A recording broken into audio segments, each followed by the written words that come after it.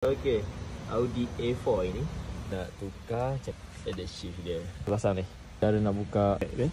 Pusing macam ni, kita pergi sini, kita tengok ada lubang.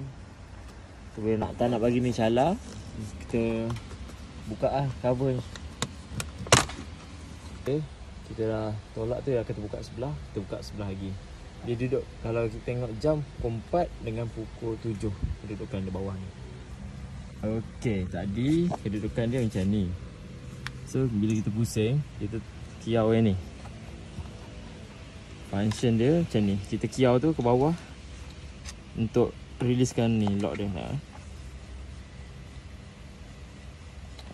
Sama lah sini, sini pun sama.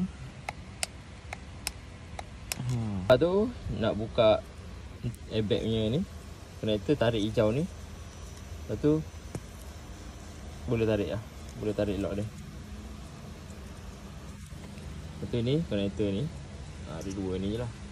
Okay, ni kita letak elok-elok macam ni. Okay, nak buka dia kan, ni lock ni, buat ni lock ni duduk sini tau.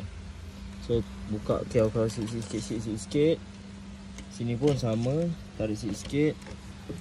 Guna plastik kiau ni, korek sikit daripada bawah ni.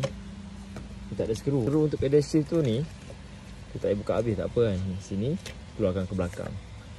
Lepas tu konektor dia kat situ je. Buat kecil. Stok 20 dia pakai. Dekat sini tengok elok, yang lama punya, dia guna plastik. So skru dia lain Ada skru kat ni. Dah hilang. Ni.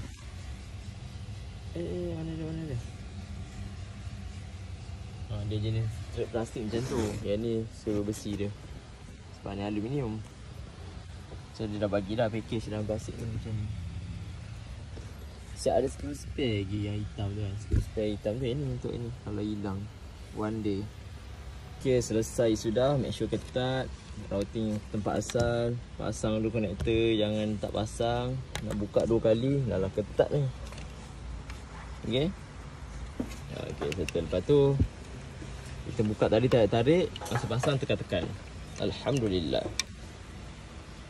S-line. Model ni dia boleh pakai yang panjang ataupun yang pendek ni. Tengok pilih dulu. Sebab kalau dah pasang kalau nak tukar nak kena buka balik. Sebab skru tu kat dalam tu. Kat sini mana dia. Tu. Leceh lah. Okey, kita pasang. Okey, pasang. Check lah. Semua rapat. Bawah rapat, ni rapat semua. Rapat. Semua klik tau. Dia klik. Lepas tu dia klik tu dia just masuk cushion macam ni kan. Masuk sini. Masuk. Dah masuk. Atas ni. Kalau dia tak masuk sini, nanti sini terbuka. Tengok lah. Connection dia elok. Sebelum nak tekan tu, kita masuk dulu kena connector dia semua. Masuk. Lepas tu tengok button-button ni, button-button yang ada kat sini semua function hidup ke tak.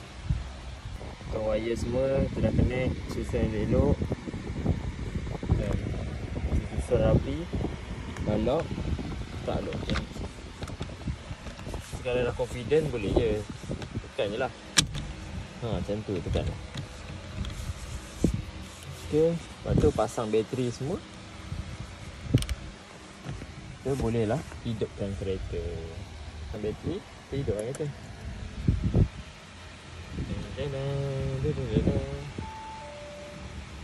Inspection view. Okay, ke bawah.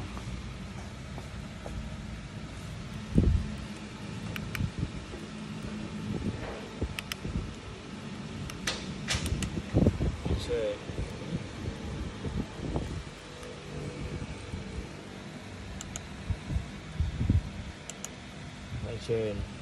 Maybe? Route guidance is not active. Okay. Television. USB. Okay, so function. On. Cantik function ni. Unprocessing the entry. Start again. Route guidance is not Again. active. Searching in this. Okay. Sampai sini dulu pembelajaran kita hari ini. Jumpa lagi dalam video akan datang. Fit it right. Assalamualaikum.